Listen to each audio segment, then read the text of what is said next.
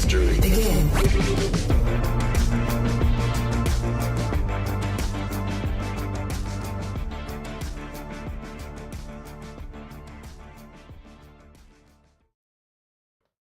Hello, Internet! Welcome to episode 160 of Frameskip, a video game podcast. I'm the host this week. My name's George, joined by the full crew this week. Introducing from down south, we've got Austin, the newsman himself. Austin, how's it going? That's right. It's going great, George. And I am down south where we have pivoted from 15 to 10 degree weather last week to now 60 degree weather today. Cool. And come back to us on the 2s and 3s for more weather updates from down south. Joining us from a beautiful island community that I will not say, the commander in briefs, boxer briefs, that is. Coach, how are we? Pretty good. I am just south of Austin, Texas. There Florida. it is, baby. What? And also, rounding us out, we got the full crew, and I'm stoked as hell about it. We got Seth. I don't have a nickname for you. I was like, Seth the meth head. I'm like, no, that's not. Don't start rumors. That's not fun. Don't do that. Seth, the best beard in the business. How's it going? It's going pretty well, man. Just got off work, jumped on the call with you boys. Pretty good night, pretty good day. I'm feeling a good spark of energy here. So it's going pretty good. Can I tell you guys something really annoying that happened to me today? Just real quick before we start. Go ahead. Kick it off with a banger. Yeah, please. I started my day going into work like I normally do. I stopped at the 7-Eleven to grab 2 energy drinks and like 5 meat sticks, right? Wait, time out. What are your energy drinks of choice these days? Because I remember you were a bang it out, rein it in kind of guy. Yeah. Are you Senor Celsius now? I do like Celsius. But today was a special day. I noticed at the 7-Eleven they had the ghost grape flavor. Very tasty. And it was 2 for $5. So I snatched them up and I grabbed like 5 of these meat sticks, And I'm like, I'll just take that with me to work. Graze on throughout the day. Yeah, 5 meat sticks in my mouth.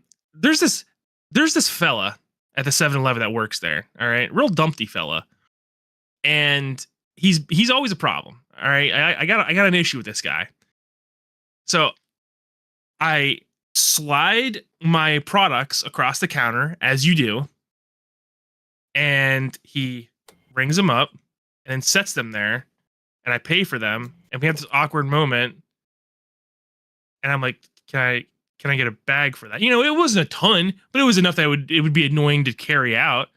And he looks at me and goes, I thought you could carry that. Oh my God. And I'm like, all right, that was weird. And then like, normally he would say that and then like bag it up, right? But he didn't. He just like stared at me. And I think in like 99% of situations, I'd be like, all right, fuck this, whatever, and grab it and walk away. But now it's like a competition, we're like, now we're just like staring at each other because now I'm annoyed that he said that to me. So now I'm like, dude, it's 6:45 in the morning. Can you please just bag the shit up? He's like, oh, fuck. And then I'm walking out. I'm just dumbfounded. It's 6:45 in the morning. This guy just tried to big dog me, and I'm not sure why. I never had a situation like this before in my life. I don't know what this dude's problem was. I want to kill him, smash him, But that's crazy. That's all I gotta say. I'm glad you didn't overreact. That could have been scary. Did you want to pick a fight? What did you want to say to him? I said exactly what I wanted to say to him. I'm like, dude, it's 6:45 in the morning. Can you please just bag this up? Like,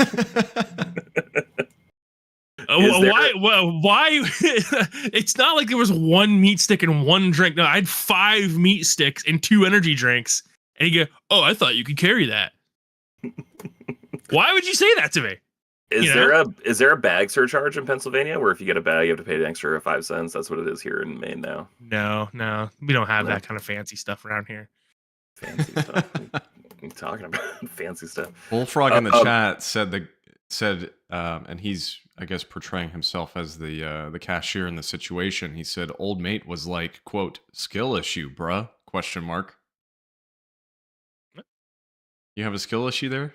I guess. Struggling? I don't know. But like I said, this guy's always a problem, right? If he's in the back, I'll be at the counter sometimes for 5 minutes. I'll like clang my drink on the counter so he hears that someone's up there, and then he walks out like I'm annoying him by purchasing things at his store. I hate this guy. Okay, that does sound kind of annoying. Just so we're 100%. Yeah, it's clear. Terrible. While we're on like I'm on his side now. Is what I'm saying. Wait, why? Clanging the drinks, like you're working, like being the fun. like I'll be. What am I supposed to do? He's not coming out. I'm sitting at the counter, and I'll go like this. I'll be like, like so you can hear that I set something down on the counter. Not like I'm sitting here like smashing it like a. Talk to him like a person, like he's a human being. I can't see him. Say hello. Hello, is anyone here? That's more aggressive. Hey, is anybody working here? I didn't say that. I said hello. Is anyone there? That is way more aggressive. Let me give you my money. Like, I'm not saying do that, you jackass. I'm saying just like try to have like a conversation with this person, like he's a person, and not like he's like the human calculator you're trying to summon by slamming your fucking beer cans. I'm not slamming it down. I'm just like putting it down with more noise than you would normally do, slightly, so you can definitely hear it, right? But if he didn't act like it wasn't a problem constantly, I probably would be less annoyed. But then what he said to me today was just completely out of pocket. I don't know what this guy's problem with me is. You know what you do?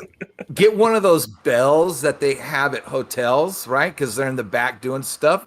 Set it down and then hit it and see what he does. You just keep it in your pocket at all times so you can do this everywhere. So everyone loves you. That'd be awesome. 7-Eleven's trying to get me to get involved in the rewards program. I don't want that. Stop making new rewards programs. It was cool the first one. I agree. Rewards programs are out of fucking control. The fact that like every store I go to, I have to enter my email or my phone number into. I'm like, oh, I have to do this so I can save 8 cents on a gallon of milk. How about you just make your gallon of milk 8 cents cheaper and just leave me the fuck alone? Like what are we doing here, right, guys?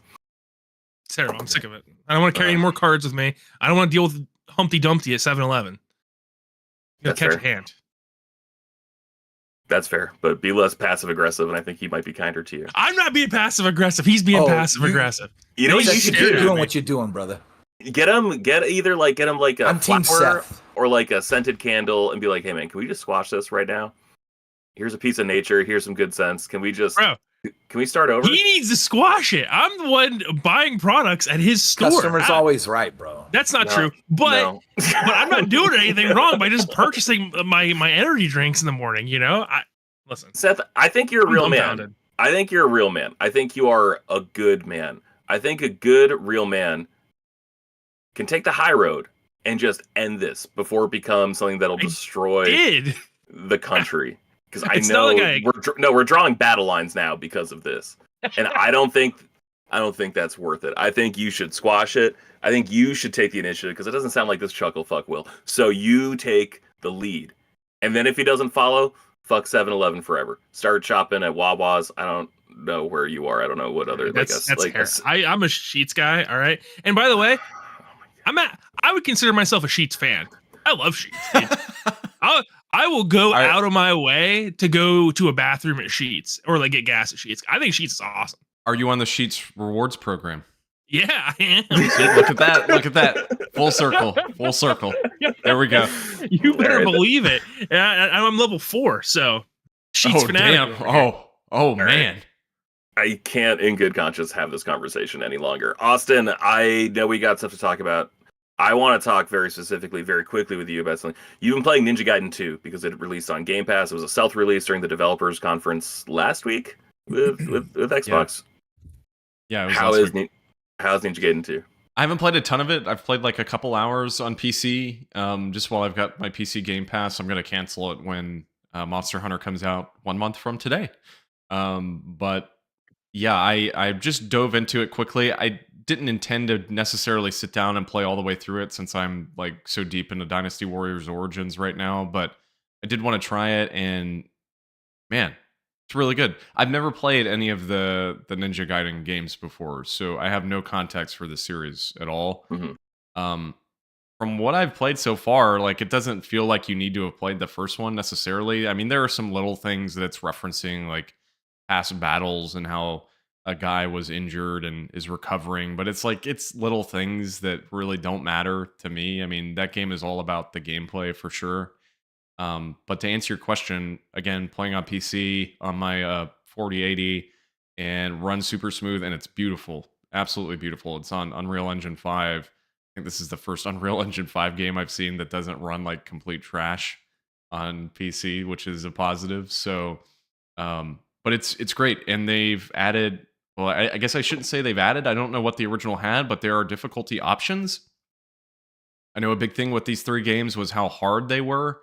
And there is like an easy mode now, a normal mode, hard, and like an extreme difficulty or whatever you would call it if you're just truly a masochist, I suppose. But it's good. I'm really enjoying it, and I do want to play more. But the thing is, I'm so focused on Origins, I think I'm gonna like hit the brakes and hopefully go back to it and beat it before Monster Hunter Wilds come out. Because I was looking up the how long to beat. It's short. It's only like 8-9 hours, so it's not that long of a game.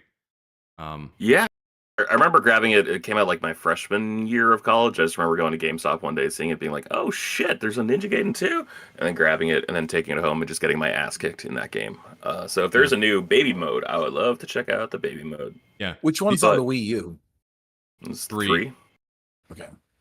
And yeah, I had to do this whole like deep dive into the history of those games because I was so confused about what this was when they first announced it. I was like trying to figure out why is it called Ninja Gaiden 2 Black? Like, has there been another Ninja Gaiden Black game? So I had to go find that out. And then there's like the Sigma games, which are upgrades of 1 and 2, and then Razor's Edge on Wii U is essentially Sigma 3, but not by name. It's like way complicated. I didn't realize how like overly complicated the naming is for these games and their respective ports. But yeah, so it's cool to see though. I mean, I'm excited for 4 just based off what I've played of this, and it's being developed by Platinum, which is pretty cool.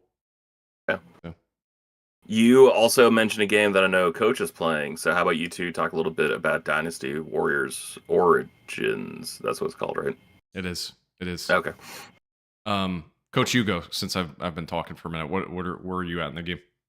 Okay, so I'm towards the end. I just beat Lubu, and that dude's a badass. Like, of all the bad dudes, he's a freaking badass. I didn't realize these characters in this game. So you don't play as the normal Dynasty Warrior characters, right? You play, well, you can, like when you're battling with your main guy, which is the Wanderer, right? And you get tag teams sometimes.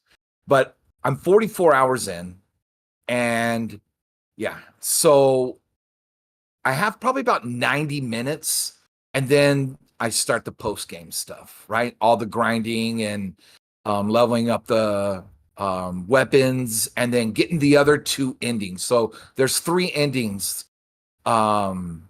with this game, and this is like a Breath of the Wild, Tears of the Kingdom game for me, where I could see myself just putting hundreds of hours in, and it seems like it's just a 20-hour game.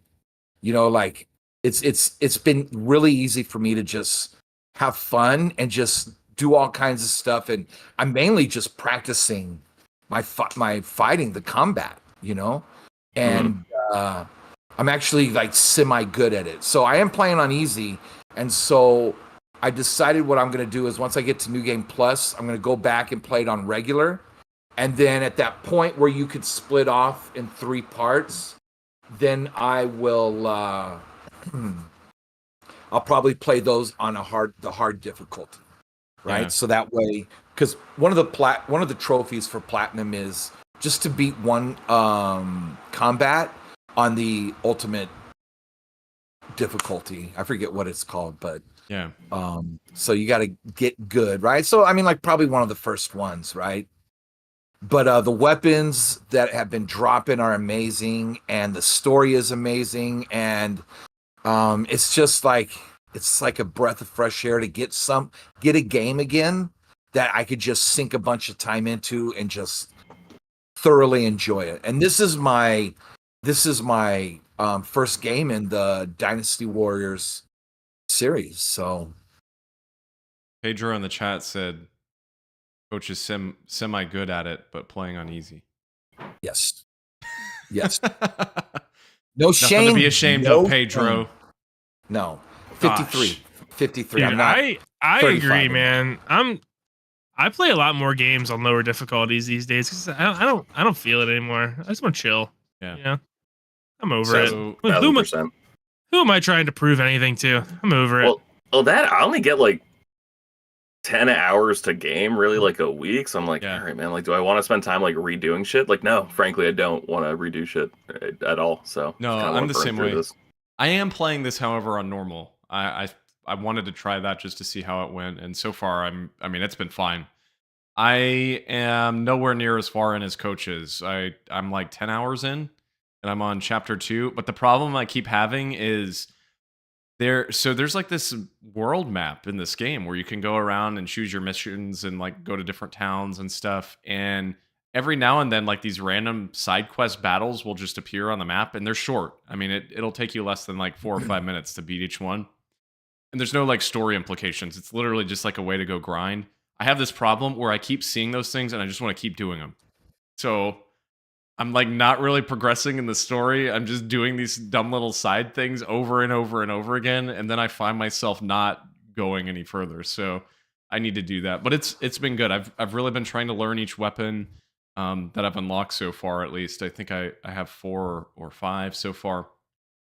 And I really like the gauntlets, which are probably the most complicated of the weapons that I've unlocked, but they're really good. They're like different stances that you trigger based off of like if you were dodging when you pressed Y, if you were blocking when you press Y, if you were in the air when you press Y. Like there's all these different like branching pathways that will take you to, whatever moves you want depending on the action you're performing prior to pressing Y. So it's a bit complicated, but I'm really enjoying playing it that way. I did want to say, however, right quick, before we move on, this isn't really related to the game itself, but I was like just curious what would happen if I plugged in my Steam Link downstairs. Do you guys remember this device?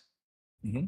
Came out like 10 years ago. It looks like the Vita TV. It's just this little small black square that's literally just meant to like stream computer games to your TV in a different room.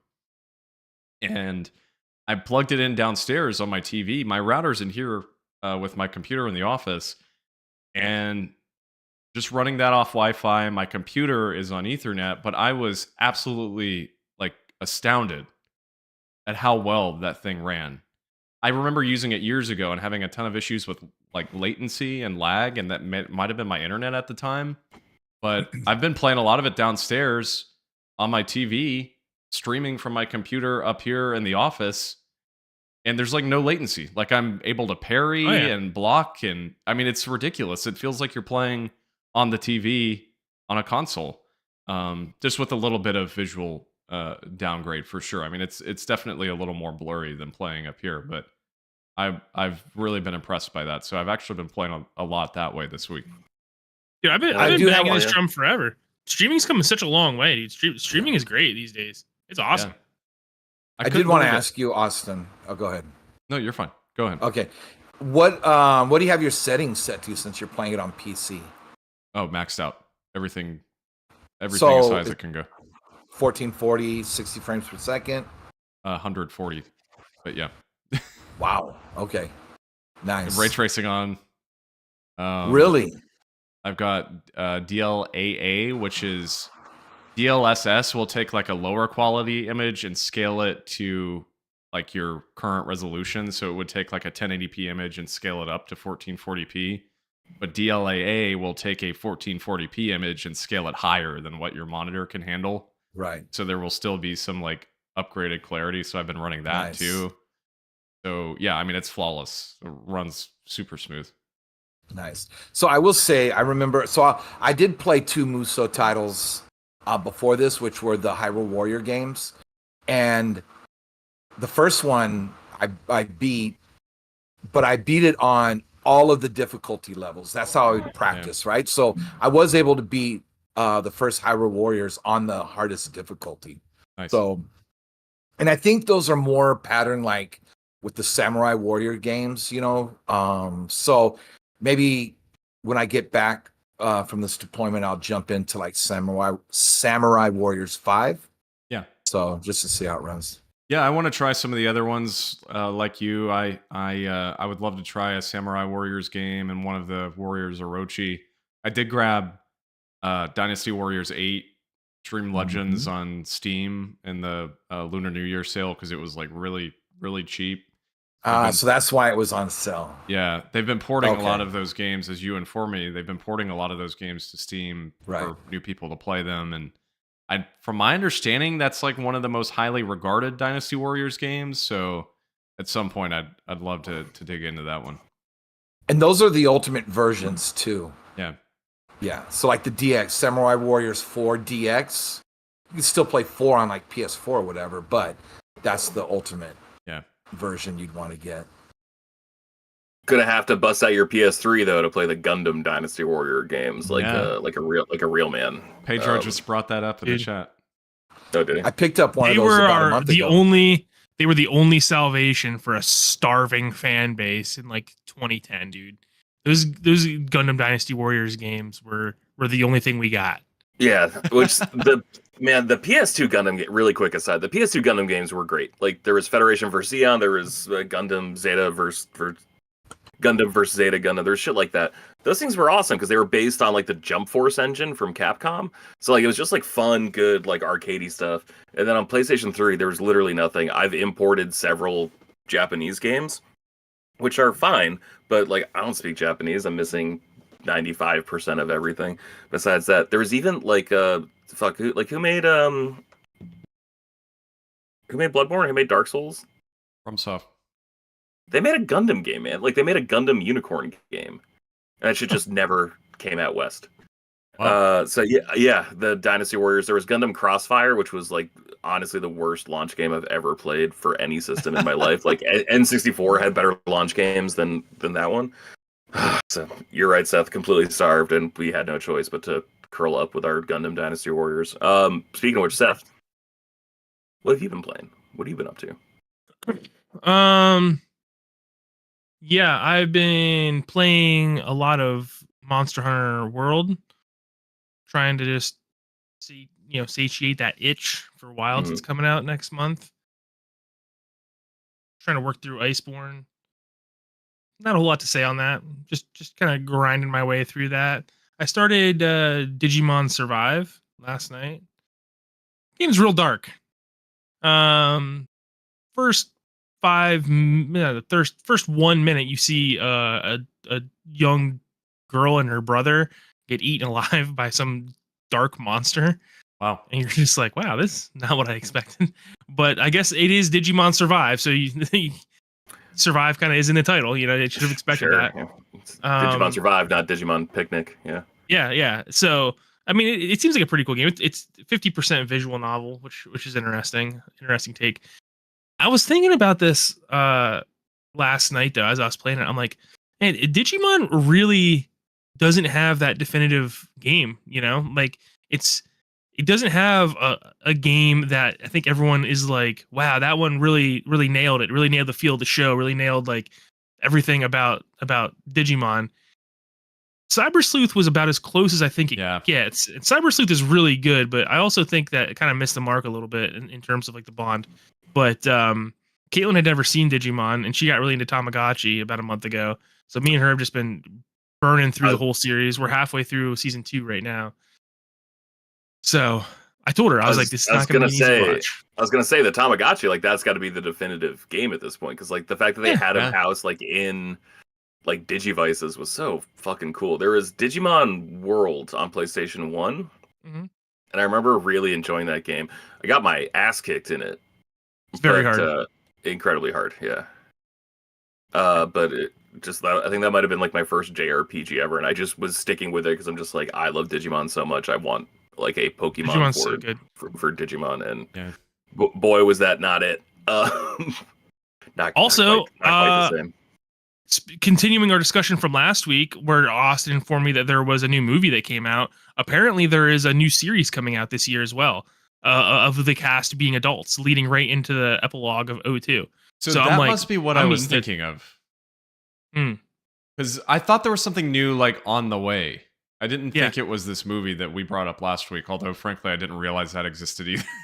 Yeah, no, that movie, you were right about that. That movie does take place after the last movie that I saw. So I'm like, this is great. This is freaking awesome. But I walked in the living room last night and Caitlin was bawling her eyes out because she was on I don't know how familiar you guys are with Digimon, but she was on the Ken's redemption arc of season 2. Yes. And she's like, this is horrible. And it's crazy, dude, because these themes are so dark and so mature. And this was a show for kids. And I don't know who they were aiming this at. Because they definitely weren't aiming at the kids' parents. No one's paying attention. So they were aiming this at these kids, or they just decided to go 110% and make the best show possible. I have no idea. Dude, season 2 is intense. Like, season 1 is too, but season 2 has some really, like, adult moments for sure. Yeah.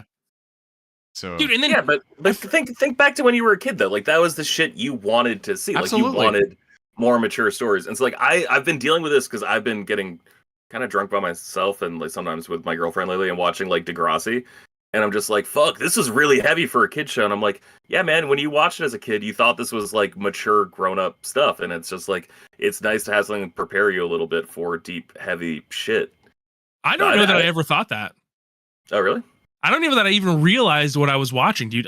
All I remember from watching Digimon was like, wow, War Greymon's really cool. Yeah.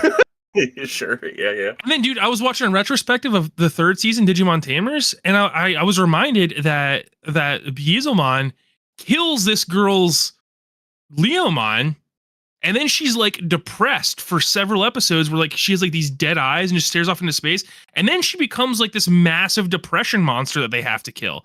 And I'm like, what is going on here? You know? What is this? Great show. Phenomenal. Yep. Top 10. I haven't been playing too much. I finally got the platinum in Spider-Man 2. I think that game's fine. I think the back half is really good. I think the first third is incredible. Like when you like first up, like you're fighting the Rhino, like running through, like all the set pieces I think in the first act are great. All the other shit in the first act I don't think is good. I think the middle of that game is like kind of bad. And then I think the third act, how it's just like boss rush mode. Yeah. Essentially, I think that shit's great. Swings never felt better. Got the platinum in that, and then because Coach wouldn't stop talking about it last week, I went back and I got the platinum in the Clone Wars game. And man, nice. I was really excited to figure out if that game was good or if I just liked it a lot when I was 13 when it came out. That game is not very good. It has its moments. It has some really good moments, but man, anytime you're on foot in that game, just fucking shoot me in the face. That is so bad. Great fun platinum though, really easy. Like you can just knock it out, and like I think I got it in like 2 sessions. Got like played half the game in the morning, played half the game at night after Aaliyah went to bed, and rocked that plat. I'm at 98 platinums right now, trying to decide what I want 99 to be. If I want it to be Final Fantasy 2, since I started that game and I'm still like 40% of the way through trophy wise, or Mass Effect 3. Can't decide. Ooh, man. Yeah. So, do you know who developed the Clone Wars? It's Pandemic, right? Yes. I was straight up about to say Lucasfilm. Pre-Battlefront 1 and 2. So, without without the Clone Wars, we wouldn't have gotten Battlefront 1 and 2. You can see a lot of the DNA, and I do think it's interesting that they like took out the hero battles and then brought them back in Battlefront 2, and they are so much better in Battlefront 2 than they are in the Clone Wars. I don't love that like swinging your lightsabers like attached to X, which is also attached to jump. Like there's just like some slocky shit that I don't appreciate, but like the vehicle combat is great. Like anytime you're in the tank, it's great. And then if you use like the ultimate attack in the Clone War gunship, like you just press triangle or whatever, or Y, and it's just like those green lasers from all the turrets, and it just annihilates everything. Yeah, everything. It feels so good. Yep. But fun stuff, and then you unlock like a behind the scenes documentary once you beat the game and get like enough of the hidden objectives, the bonus objectives, and that was really cool to see. Just like 2002 game developers working on Star Wars shit. I just like looking at people's fashion back then, right? Like, what were they wearing? Yeah, what were they wearing? And because this is after the 90s, right? So we pushed through the 90s, and now it's the new millennium. And how are people dressing? You know, how were they acting? What were their haircuts? So much hair gel, such loud collared shirts, and so much like sterling silver jewelry on men, like all those like necklaces and shit, and like they have those sunglasses that really look more like goggles. It's incredible, man. It's so much fun. Just go back and watch any like semi like documentary on like the release of the PS2, and you kind of get that same vibe, you know, just like an exciting time, man. It's such a good time, like them late 90s, early 2000s, like good time to be alive back then. There was an optimism and upbeatness that I aspire to bring back into my daily life. Yep. All right. That wraps up what we've been playing. Coach, you said you had a surprise topic before we jump into our main topic. Yes, I did. Today I was listening to Sacred Symbols, and there was a good discussion going on, right? Mm-hmm. And so I found the article, or at least the article that they were referring to. And one of the sections says, how much will Grand Theft Auto 6 cost? As it stands, publisher Take-Two has yet to announce pricing for Grand Theft Auto 6.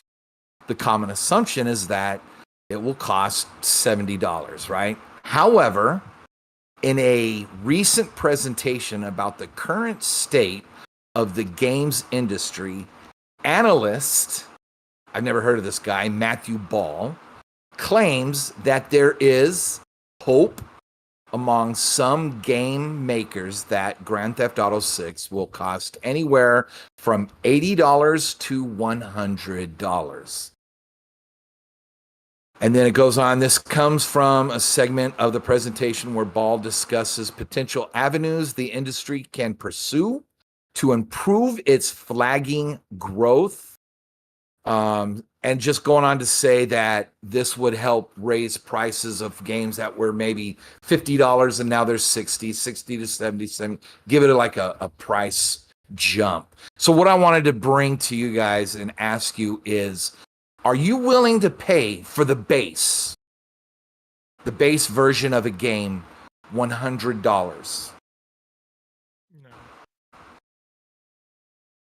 Depends on the game. Yeah, I think I'm more in line with George. Like, I think for this, I mean, I sure hope they don't, but at the same time, I mean, like, surely this is going to be the most expensive game ever developed, right? Like, I don't know what would be more expensive than this.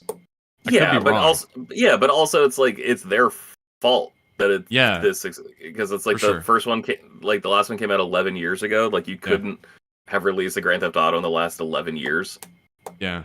I don't know that I would pay $100 for a Grand Theft Auto game, but I mean, God, put a Monster Hunter in front of me that's $100 that's 400 hours long, and sure. I mean, I think it depends on the length and the quality, what you're given. I mean, I wouldn't put it past them doing this. I don't know. I think that's the only game that could get away with it. I don't think so. What other games? I don't know. It might. I don't know. I think that the $100, the triple digit, is going to turn a lot of people off. Caitlin was unfortunately in the car with me when we were listening to this discussion. We were driving back from Lancaster, and I was just ranting to her. She was just the unfortunate recipient about how brain dead I think this take is from Colin, and I've been hearing it from years for him, and it just doesn't ever seem okay. So I want to know how much it offset when games went from $60 to $70, right? I want to know whose pockets that money went into, and I want to know. Well, let me just look up something real quick. Activision CEO salary. Oh, okay. He made $155 million in 2020, right? Do we really need to raise the price of video games, or maybe did Bobby Kotick not need to make? Maybe he could have made $5 million in 2020. That's a lot of money, right? You know, so if we raise the price of video games to $100, is that really going to offset the development cost, or are we still going to be anally probed with constant microtransactions because people just can't get enough dollar signs down their greedy little gullets? From what I've been seeing of modern culture, I think if we raise the price of video games to $100, the next step, we're probably going to be like, oh, you know what? Inflation actually is still pretty bad. Let's raise it to $110, you know? And then we just keep getting nickel and dimed. Netflix is $25, right? Yeah. They just keep nudging you until they finally get pushback. I don't think Rockstar is going to raise the price of Grand Theft Auto 6. I think they're going to do the same thing that every other game company is going to do, which is they're going to give you a week early access for an extra $40 or some nonsense like that. And they have way too much money in this pot to even slightly risk 10% of their sales going down due to people being like, wow, I'm not really going to, I'll wait for a sale on Grand Theft Auto 6. I'm good. That's my personal take. Well, Ubisoft already kind of does it, right? Because they have 3 price points for their game. 70 for the base. What is it? Like 100 for the middle tier, and then like 120 for the extreme edition or whatever it costs. But all you're doing is unlocking it 3 days early and some skins, right? Like I don't know what else you're getting. So I don't know. I just thought it was interesting, and I was like, no, I mean, like I wouldn't. Initially, I said there's no way I would do it unless it's just a few games. For instance, I just paid $90 for Dynasty Warriors to get it 3 days earlier, but I don't regret it. Yeah. You know what I mean? Like I don't regret that. But would I get Mario Odyssey for $90 to play it 3 days early? Hell no. No, I'm not going to do that. I think those higher price points like that, Coach, are the new collector's edition. I've realized that. The collector's edition has kind of come and gone, and now what we have instead are $90 to $120 digital versions of games that give you access 3 to 5 days early. That kind of seems to be the thing. But I do agree with you. Like, I mean, Doom Eternal, or I'm sorry, Doom, the Dark Ages has like the 5-day access or whatever it is for $100, and frankly, I'm probably going to buy it. So they will certainly get people, and will continue to get people with games that they're thoroughly into. I mean, Monster Hunter Wilds doesn't even have that. It doesn't even have like an early access thing, and I still bought the $110 version because it comes with like all these extra skins for later down the line. So I think if it's a franchise people really care about, that's how they get people in. And then how long does it really take for a game to get cut down in price, right? Let's say if a game comes out in March, what's it going to be on Black Friday, right? Like 30, 40% off. So they come down really quick. Like Metaphor is on sale on Steam right now for 30% off. Consumers are I think are getting a little smarter, especially that now that like inflation's out of control and people are getting a little more strapped. I don't think companies can continue to get away with this kind of stuff. So that's what I wanted to bring to the table. George. I think they can get away with charging $100 for it. I don't think they will. I think they probably should. But I also think that this is a problem entirely of their own design, because they spent 11 years making this game. Like, of course, it's going to be expensive. Oh, you staffed up during that? Oh, you paid your entire staff full year's salary for 11 years and you haven't seen a return on that yet? Yeah, man. I'd probably like want to charge more money for my product too.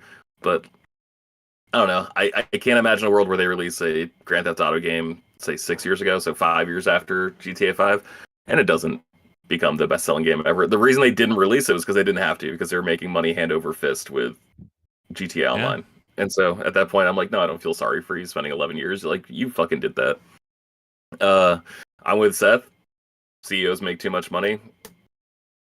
Like, why are, like, you said $130 million for Bobby Kotick, $120 million? Let's go on the low end. Let's go on the low end. Let's say it was $120 million. That's a lot per year. Do you have to be smart to be a CEO? Probably. Do you have to make $120 million to be a CEO? No, I don't think you do. Does that come at the expense of your workers? Yeah, it does. Does that come at the expense of your customers? Absolutely, it does. Yeah. So fuck them. Why do you need that? You don't need that much fucking money. Like that's out of control. That is an absolutely out of control number.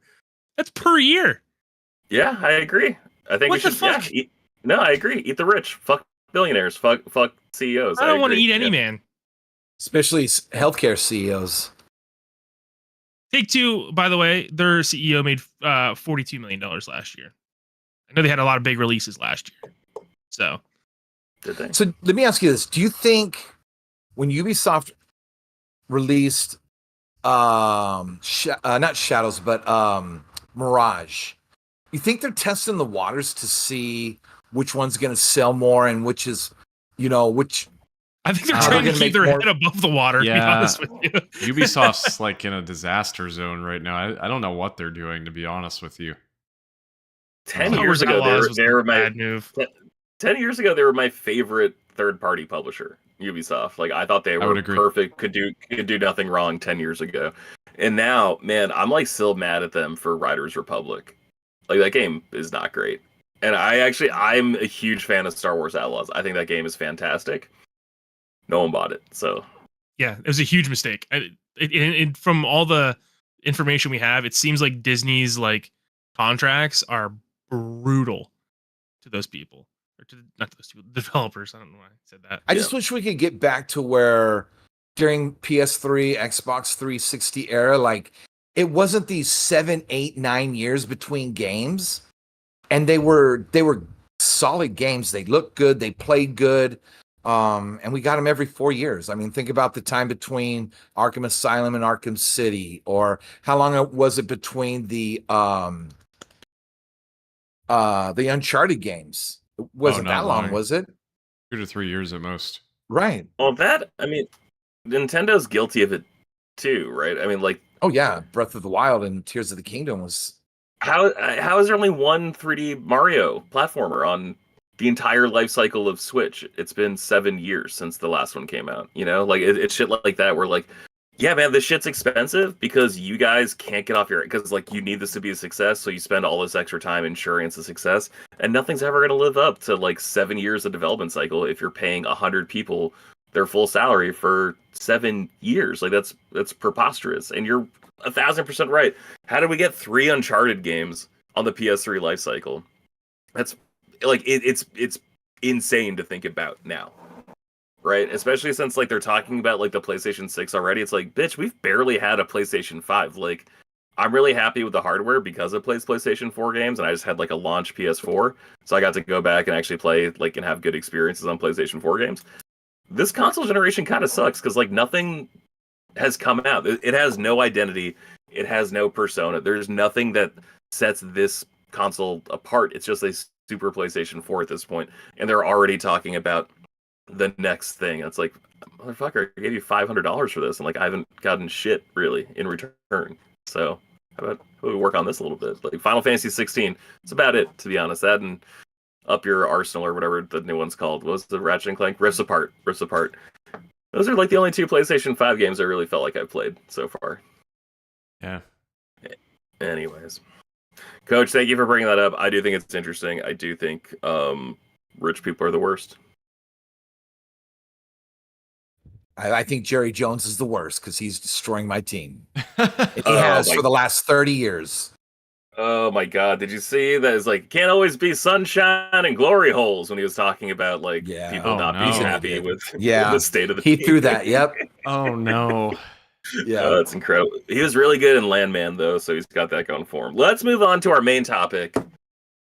I asked you guys a few weeks ago to start throwing together some lists. I wanted to know what shit you do with gaming that's not gaming. Like I love talking about the games you're playing. I love talking about your thoughts on the evolution of certain series and all that stuff. That's great. Frankly, I wanted one week where I didn't really have to care about that. I want to know like what news sites you guys go to. Where do you get your news in 2025? What YouTubers you follow? What gaming podcasts you listen to? what physical media that you actually consume about games, all this type of shit. So I got different categories for us, and I thought we could go through. I'm gonna go first with the news just to get things started. My two favorite news sites, I'll be honest, Games Radar is my number one for news. And then number two is IGN. IGN's a little frustrating because it has mostly become, I feel like, a retail site at this point where it's really good for finding out what's on sale at Best Buy. And I know that is a type of monetization where they get like a little kickback from Best Buy if they like link to Best Buy from their site. Sometimes they do okay at breaking news. Their editorials, they started like a new like column feature, and like that's what I most appreciate about IGN these days. Besides that, Retro Gamer, and honestly the best news source, Wario64 and Shinobi on Twitter. I got those guys set up on alerts, so anytime they tweet, I get notified. Austin, where do you go for your gaming news? Yeah, so for news sites, first off, I like your Games Radar pick. Games Radar is really underrated in my opinion. They do a really good job. Their breaking news coverage is like really well done. I mean, they're pretty much always on top of things, which I appreciate. So the ones that I frequent the most, though, Video Games Chronicle, I really like. GamesIndustry.biz, which is kind of like a more inside focus that talks about the development, and it's not as much about the games. It's more so about like what's going on behind the scenes.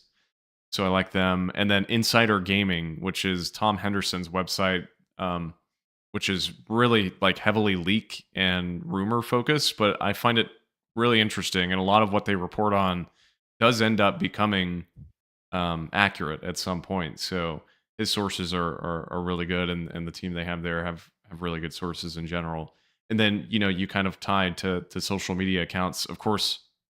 Wario and Shinobi, I'm the same. I love those guys. They've Wario started out as like the deals and like here's when the PS4 is available on Best Buy like type account. But over time, he has really transitioned into more so like here, Doom, the Dark Ages was just shown off. Here's the trailer and links to it, and he's instantly, and Shinobi as well is instantly all over that stuff.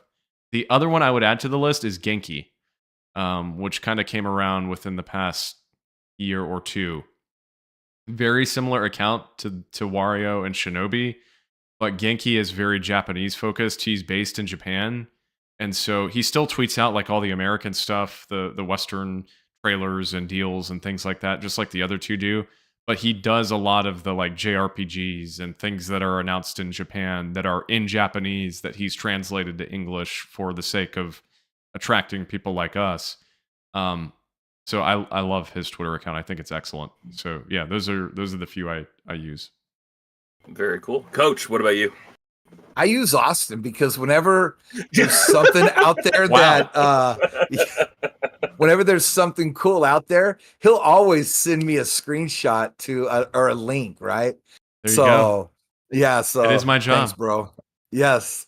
I will say with Wario, he did such a good service during the PS5 and the Xbox Series S and X when things would go on sale. Because you remember for like how hard it was to get those, and he would put out when they're going to go on sale, who was going to go on sale with it, and also collector's editions of games. So, but I don't get on Twitter, or I guess you call it X now.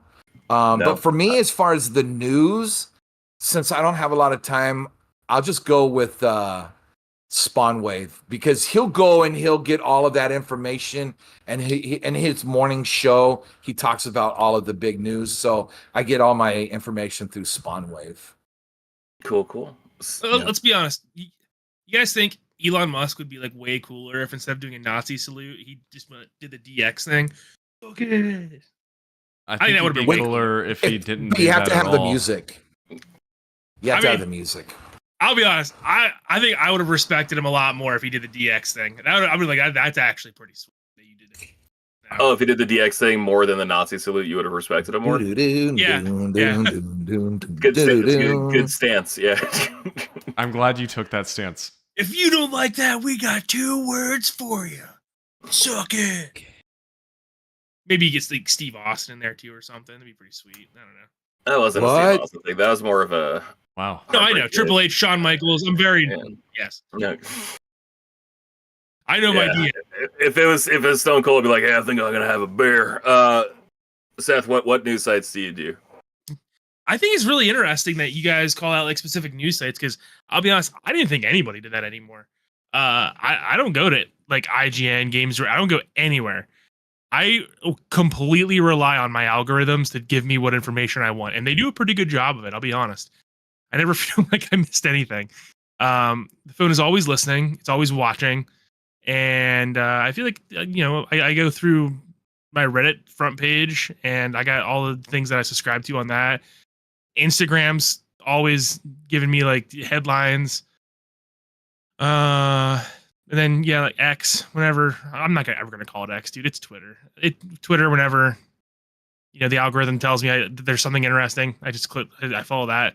But I don't take really any note to what site it is anymore. I'm a big fan of the Gaming Leaks and Rumors subreddit. I find them to be pretty awesome, pretty reliable.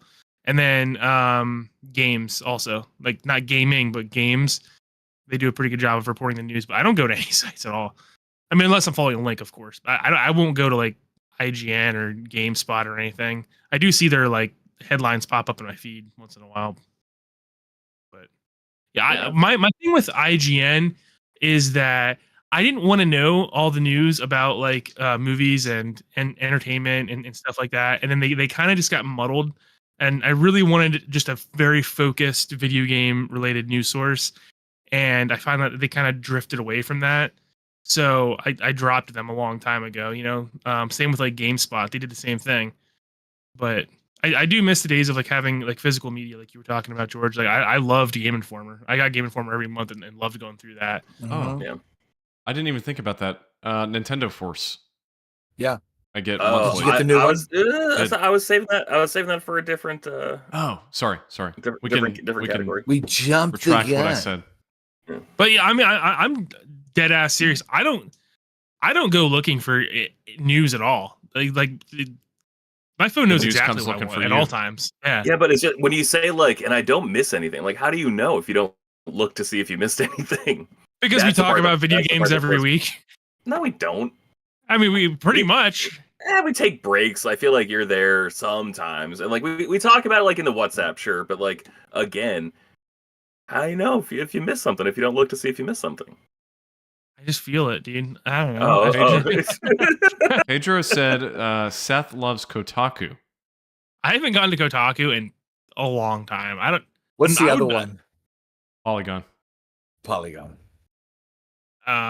But yeah, I don't know, dude. I just think that if like, how would I miss anything though, George? Like you bring that up, but how would I miss it if it was popular enough, right? My phone would tell me.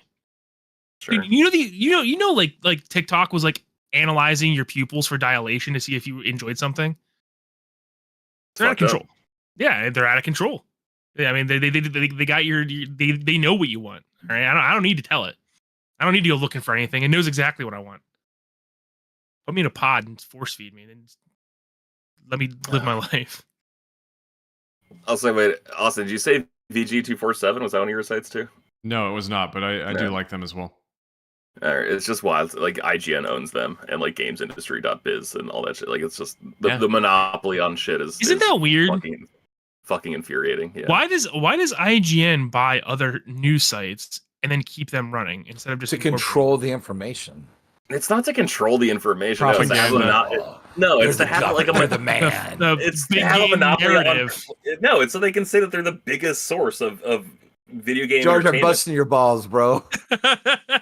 Honestly, we're at an age where like I believe people believe the dumbest conspiracies, and I'm like, it's not controlling it for like you think they care who knows about a Jack and Daxter remake? Like, no, that's not it. But no, I think it's so that they can say that they're the number one video game information source, and then they can charge whatever the fuck they want for ads. Like that's what I think it is. So I guess that is a conspiracy. But but I work in wouldn't having their own competitors, wouldn't having their own competitors take that away from them? No, because they can say that like IGN sites get this many views each month, and so it's like some people don't want to go to IGN because they don't like the host or whatever. And like that's fine. Some of them annoy me too. Like, oh, I'm gonna go to gamesindustry.biz. It's like, yeah, but IGN owns that, so like, guess who's still ultimately getting the clicks? Like, it doesn't fucking matter. Dude, you go to IGN with an ad blocker, and it is barren. Rock, paper, shotgun too. Yeah, man, I actually almost subscribed to IGN's Plus thing, whatever, the other day, just because like I needed to use their wikis, and that shit is unusable on mobile. Like I tried doing it on a tablet, and their wikis are just so fucking peppered with ads that I was just like, it was constantly refreshing. I was constantly losing my place, and then I was like, out of like solidarity, I was like, no, I'm actually not going to give you money because you're providing me with such a shitty experience for free that I don't want to give you money to improve the experience that you've actually gone out of your way to ruin. Anyways. Let's talk about video game cataloging apps. There are two sites that I use. I use one. I hate it. It's called iCollect Games. It's an app that I have on iOS. It is super bare bones. It's nice because you can scan the barcodes and then they automatically add whatever it is to your collection. It's nice that you can like break it down by system, and like I really just use it for when I go to like a used game store just to remember what I have and what I don't have. The wish list feature is nice. Besides that, I don't really care. Now, for Switch, though, I very specifically use Deku Deals. That is like my favorite way. I've been logged into it on browser for, I want to say 16 months. I've never been logged out, which is my single biggest pet peeve about logging into anything on the browser on my phone. And baby, we're still cooking all these months later, years later. Thank you, Deku Deals, for never kicking me out. They also give good updates. They tell you when things on your wish list are on sale and where they're on sale. Love them so much. Seth, do you have any kind of gaming cataloging app that you use? No. Okay. Didn't think so. Coach, do you? I know you like retro games. Do you have like a master list somewhere? Yeah. So basically, I don't know where I found it, but I had this amazing product that I got that helps me catalog, and it's this thing right here. Oh, it's just a notebook. Yeah, I just write shit down. Like I think I have something back in storage with all my games that I have written down somewhere, right? But I don't use any apps. Like, okay, to me, that's like a lot of time to do that. Oh, I don't think it's that much time, but like I want to know which GameCube games I own when I go to the GameCube store. You know, like I don't mind double dipping, but I'd rather not if I didn't have to. Austin, I think I know one you use. What do you use? I only use one, and in fact, I didn't realize before I say it. I didn't realize Deku Deals had like that sort of feature where you could list like your collection and stuff on there and what you want. So I need to start using it that way because that's a much better way to browse the Switch eShop than the Switch eShop. Oh, yeah, it's great. No, but Pedro said it in the chat as well. It's, I guess, the one he uses too. But GameEye is an app on mobile, and I think they've now got a website you can use as of maybe about a year ago, although I've never used the website.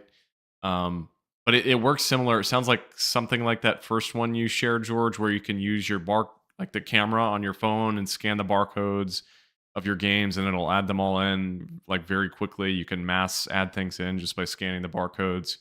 But I do the same thing as you. I like having literally every game in my collection written down on there so that when I go into a store, I remember what I have. And in fact, there was one time I didn't have one Monster Hunter game on the PSP listed in my GameEye. I forgot that I had purchased it and forgot to add it. And I walked into a retro game store and bought it again because I thought I didn't own it, and I did. So it's just useful for that. But then also, not to get like super dark and serious for a minute, but as somebody who has lost like literally all of my possessions at one point in my life, it's good to have that for insurance purposes. Oh, it's great for insurance. That's why I cataloged all my comics. Like it's something you would have never thought of, but like, I mean, and I'm sure, George, your collection is much larger than mine, but even mine, you know, the 300, 400 games that I have, I mean, it's several $1,000s. So just like having the values of each of them and the exact games I own, I mean, God forbid, hopefully nothing ever happens like that again, but you never know. And especially with those smaller items like that can carry so much value. You know, it's not just like a TV where you know what TV you have. I mean, you're talking about hundreds of small things that carry, you know, 10, 20, 30, $40 values with them. So it's good to use, in my opinion, something like that just for that purpose. 1000%. Couldn't agree more. Trophy achievements. Do any of you guys actually care about trophies or achievements? I can't remember. Like, I know, Coach, you're pursuing them more. Yes. You are. Yes. All right. The three that I use, PSN profiles, I do that for kind of like cataloging what I've had. They have this really great feature called Trophy Advisor, where it shows like the trophies for games you own that you don't have the most common trophies in. So like the most common trophy is like Welcome to Los Santa or San Andreas, whatever. It's like the first trophy in GTA. 99% of the people who own that game have that trophy, and so it'll show you that. And then you can subcategories, like what are the most common silver trophies I don't have, gold trophies. Best one to use is platinum trophies. So you can see like which games you have that you don't have the platinum in that are most commonly platinumed. And then you can go through and like, oh, this is, if more people have the platinum, this is technically easier to platinum because a higher percentage of players have the platinum. So the one that was escaping me most recently, Spider-Man 2. I didn't have that platinum. Now I do. 67% of people who play Spider-Man 2 on PlayStation 5 have the platinum. So like you can organize it like that and then figure out which one you should get next. So your data on your PS5 will be transferred into some database on PSN profiles? Yeah.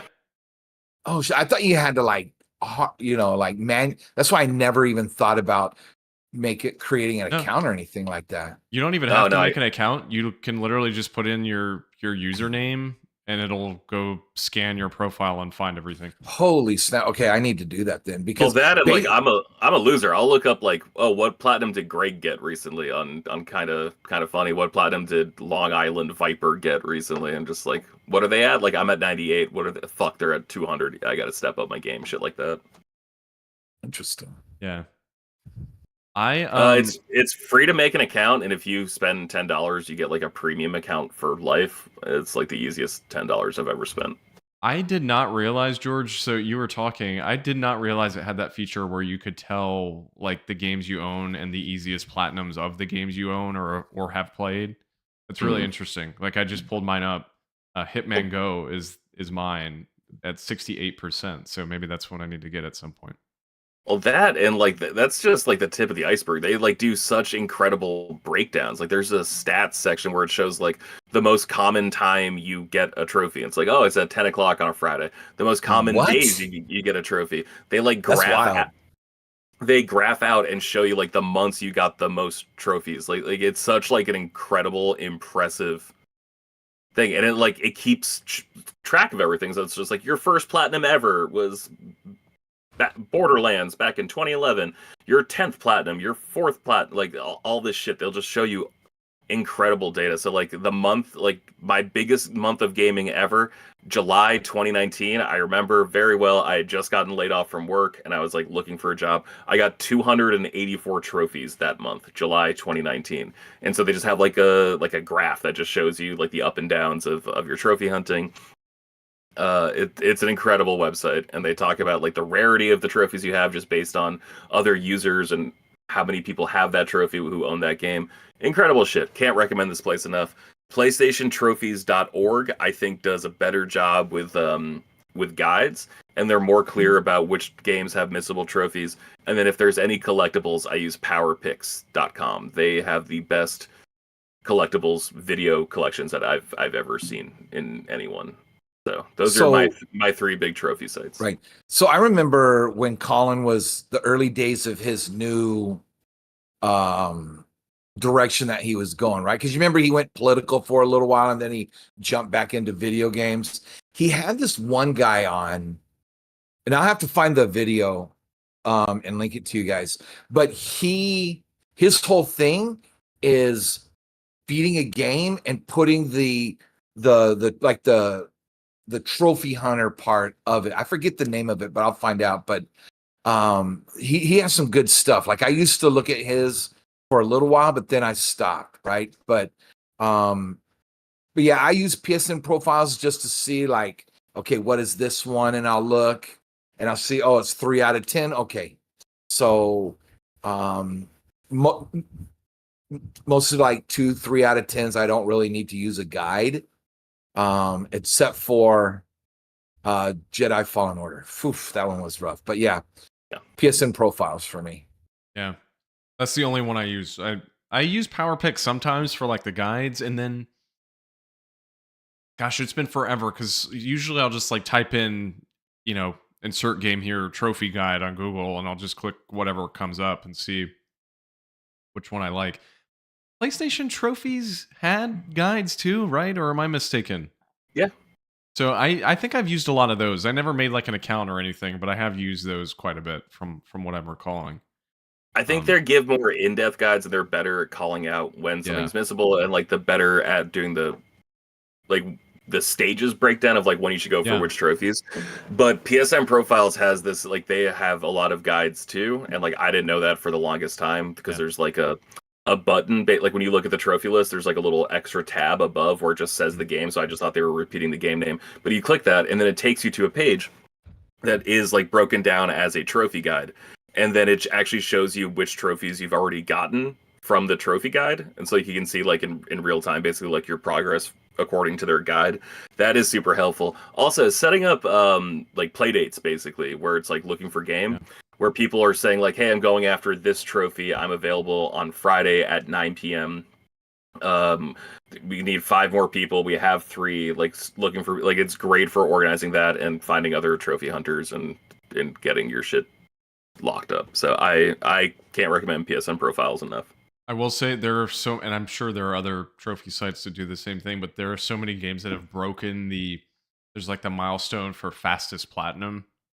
Like mine, it's a Spider-Man remastered. I got the platinum in 4 seconds. Yeah, it's just why is that even there?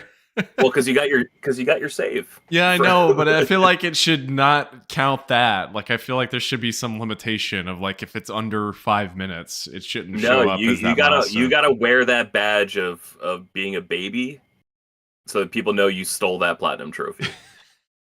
Do you guys ever use the PS5 in-house guides that like users create and whatnot?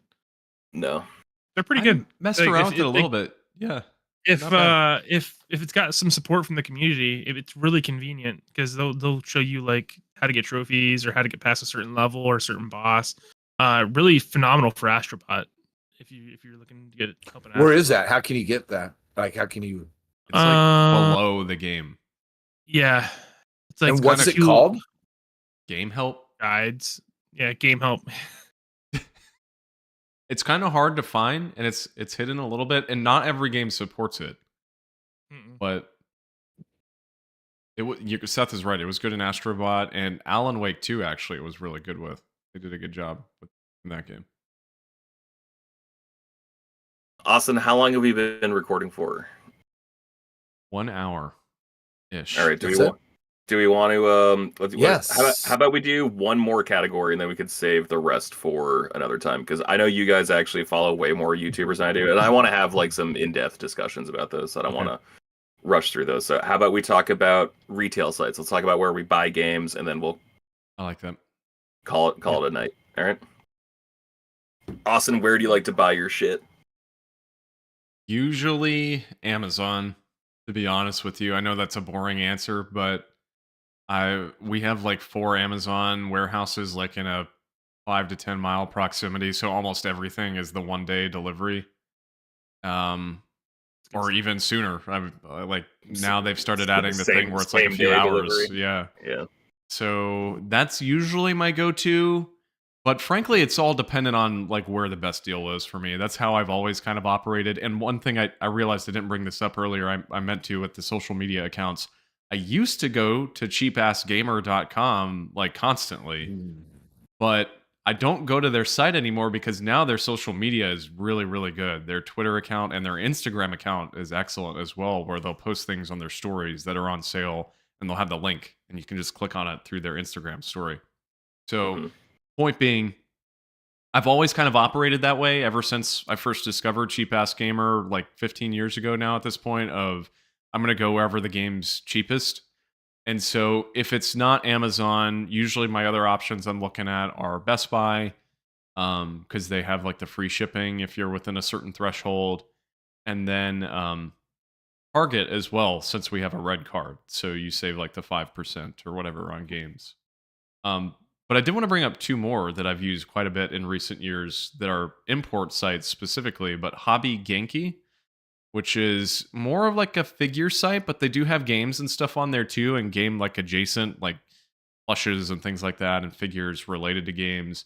But then, of course, I mean the OG Play Asia is great. I mean, there's something about that site still that all these years later, like their operations are excellent, their shipping times are fast. It's not that expensive to have something shipped from Japan to here if it's a game, or sometimes they'll even have like English games on there, North American versions that are cheaper than games on Amazon or Best Buy or whatever. So I've used them quite a bit. For sure. And also, like, is it the Hong Kong version that comes with English usually? Mm-hmm. Yep. Yeah, and all those games are for sale. So like if there's a game that is like Asian specific, and if there's a Hong Kong version, you can play it in English. And I think the Series X is region free, just like the PlayStation 5. I think so. And I think the Switch is region free. So you can play all the shit, which is great, and get access to games you normally wouldn't. Yeah. So those are kind of my go-tos. But aside from that, and I think I've brought this up on the podcast before, but for recently, at least for PS5, I've switched to digital. It's rare that I buy a physical game unless it's something I'm really like want to have in my collection. Like I'm playing will play Monster Hunter Wilds on PC, and of course I have that digital because that's the only way to buy it. But at some point, I literally will just buy a copy of that game on PS5 just to have a physical version of. So that's kind of my MO with both PS5 and Series X. But then Switch, I still buy almost everything physical because they hold their value. They hold their value so well. Coach, what websites do you go to shop, or any retail places in particular? So in a deployed zone, I always go Amazon, and recently I've been hitting eBay because eBay has a lot of games that Amazon does not. And they'll have games that are cheaper than Amazon too. So those are the main ones when I'm out here. But back home, I will hit up GameStop still just to see what they might have. But you could look online, type in your zip code, and it'll tell you if a store has it. Right? They'll tell you which store has it. So I'll use that. I'll go online and use that tool. Remember the days when we could buy games and you get like 15% discount when it was brand new? Like Best Buy had it, Amazon had it. Who else had that? Walmart. Walmart, yeah. Man, the Best Buy was 20%, so it was just like every new 3DS game was just $32, which like I remember Game Boy games back in the late 90s cost $29, so you're just getting a 3DS game for the price of a Game Boy game, like mentally. It is unfucking beatable, man. That shit was so good. Of course they got rid of it because it was too good. And I don't hit up Best Buy anymore like I used to. Best Buy's kind of changed. So they're the one in El Paso. That's where I did get my Switch in 2017. But their video game aisles they're sloppy. So I just don't even go there. So they're like barely stocked at my Best Buy. Like they always look like they just got robbed. They do a good job of actually stocking some like limited run games there, but besides that, man, like it's like really depressing to like go into a Best Buy gaming section now. And remember when it was fun to go into Best Buy? Like it used to be the coolest fucking store you could go to, man. Like they would have like a car with just like a completely fake decked out radio that was just like blasting shit so loud you thought you were gonna have fucking tinnitus after, and then like you would just like browse the CDs, see everything that was on sale, see movies that just came. Like it felt like a place that really celebrated culture, man.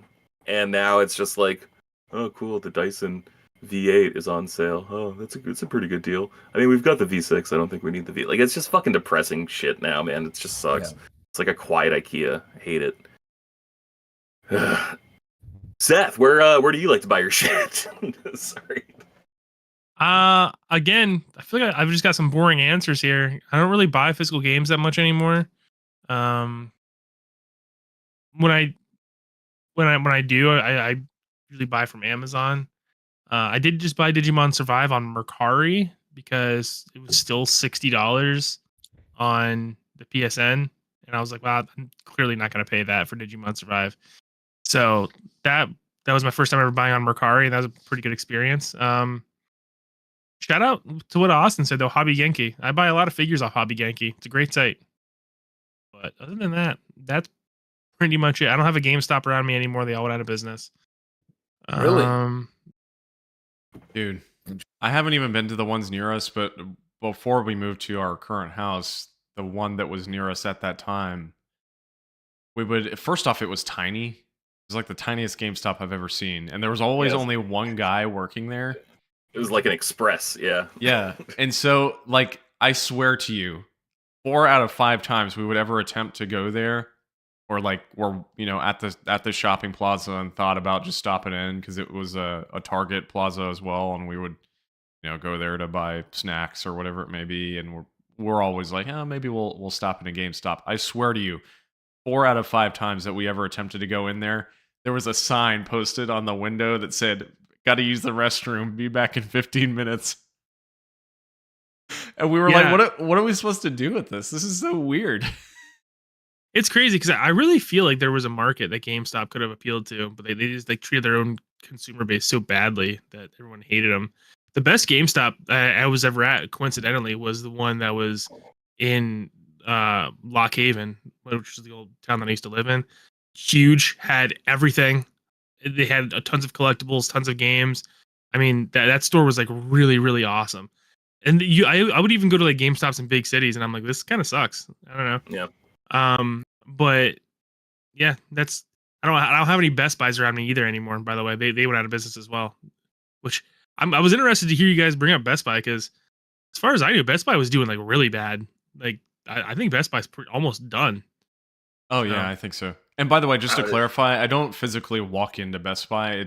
I only go on their website if they've got some good deals. So they still have pretty good sales regularly on games for Best Buy, and they do a good job of letting you know when something in your shopping cart or save for later is on sale. And they run sales pretty frequently, and you can get pretty great. Like I got Metaphor ReFantazio from them for $40, like over the holidays. Like they just put shit on sale pretty frequently, and really easy to browse too to see what's on sale. Yeah. And they have an on sale section. They have a clearance section, which is like even steeper discounts. And I live in a very rural part of Maine. They ship so fast. Like they ship faster than Amazon does to me. Wow. It's like only Chewy ships faster, which is great because I got 4 dogs and I need it. So they are good for getting like rare items too. Like when they do those drops, that's how I got my PS5, and it was like such a smooth process through Best Buy. I guess at this point 5 years ago, but I just did it through their website. So yeah. I've got a couple sites I want to share. Austin, you mentioned PlayAsia.net. Really love them. I've gotten so many random Gundam games through them, like for Vita, for Switch. Can't recommend them enough. Coach, you mentioned eBay. I want to add an addendum to eBay. I think you should also be using pricecharting.com, which shows like the most recent sales of a given game getting ripped off. Pricecharting.com? Pricecharting.com. So you can see that it lists the most recent sales of that game on eBay. Nice. Okay. So you can see if you're overpaying or underpaying or whatever. Deku Deals is the one I mentioned earlier, just like setting up a wish list, and then they will let you know anytime your game is just like, and they'll say like, oh, this is the lowest price it's ever been. This is the second lowest price it's been in the last 6 months. They have really good data, just like let you know if you could expect an even deeper discount on those games. And then they break it down by retailer, and you can just see it at its like active current price at Walmart, at Target, on Amazon, at Best Buy.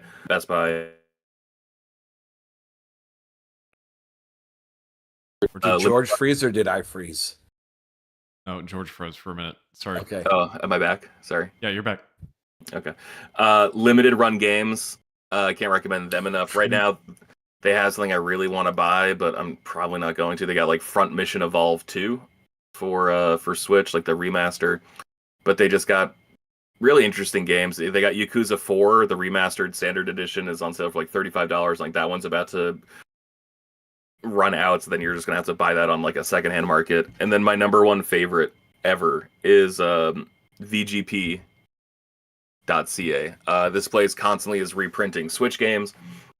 So I was able to get Xenoblade Chronicles Definitive Edition, Xenoblade Chronicles 2, Xenoblade Chronicles 2, the Legend of Tornia, like all this shit that was supposed to be out of print.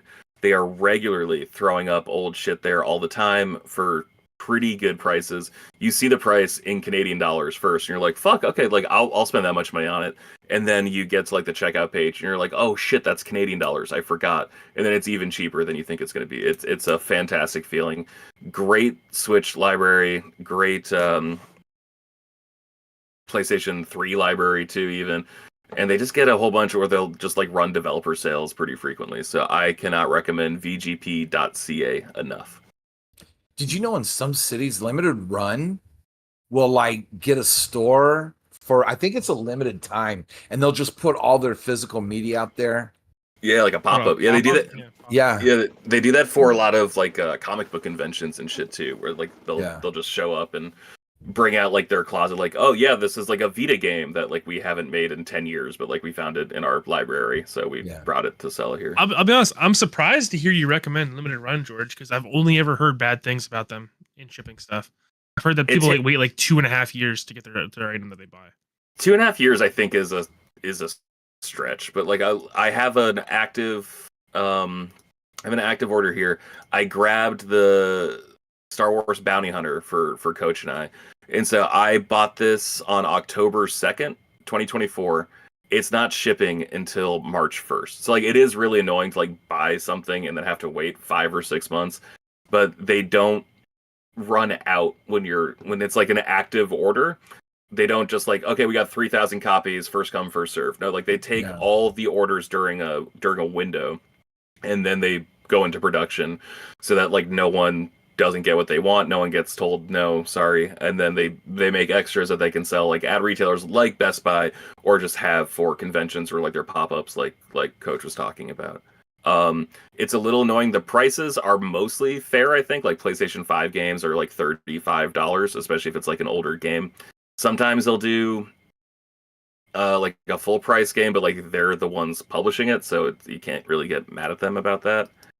But no, I like them. It does take a minute for shit to ship, but besides that, I think they're a good site. Last year, and I'm still waiting, but last year I bought Turok 3 and the slipcase, because I bought Turok 1 and 2 from them. Mm-hmm. So now I have the whole trilogy, and also the Shantae Game Boy Advance game that never released. Yeah, so I picked that one up, so I'm waiting on that as well.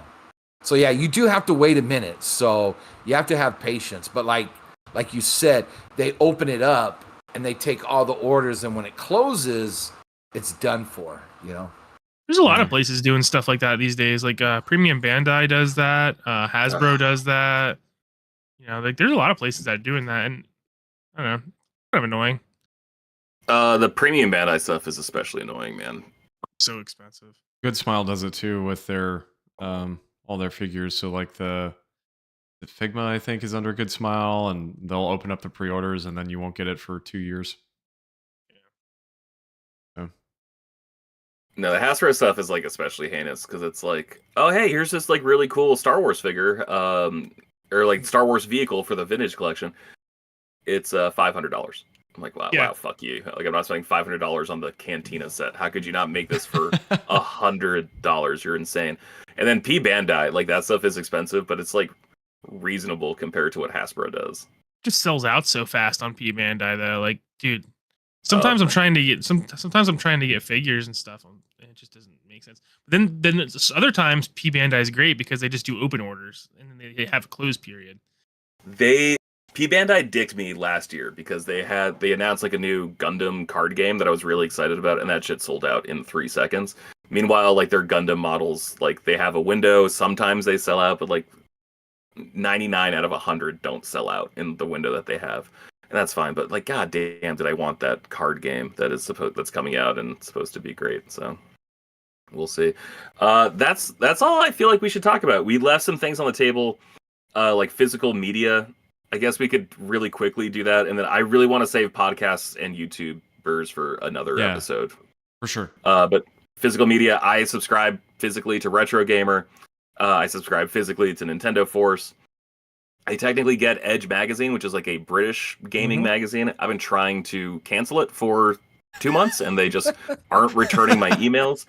And there's currently a Kickstarter for the Electronic Gaming Monthly Compendium, which I cannot recommend enough. It is $60. You get this oversized, beautiful hardcover, and then you get digital access to every single Electronic Gaming Monthly that has ever been published. So you get like a full digital archive, and that is, I think, $60. Can't recommend that enough. Austin, any physical media that you get for games? Just Nintendo Force. That's the only one, and it's excellent. It's really well done, and I mean, frankly, I guess it's kind of shown me like the reality of the news cycle, because usually by the time it shows up and I'm reading it, I mean, everything in it I've already been made aware of, but there's still some good like opinion pieces and like interviews, and their reviews are really well done. So yeah, it's really good, and it's like cheap. They release it every 2 months, and I think it's $5.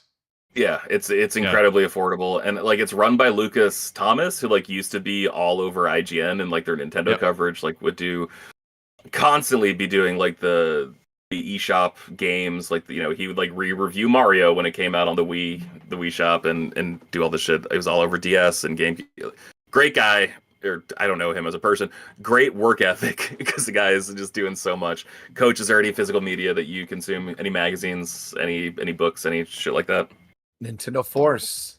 Hell yeah, brother. Yeah, it's been a couple years too. I've been with them for a while now, so yeah, I have a good collection at home. I just got my Donkey Kong the cover. I got that issue, so. And every single one comes with a sick double-sided poster, so that's like another thing. It just adds to the value there.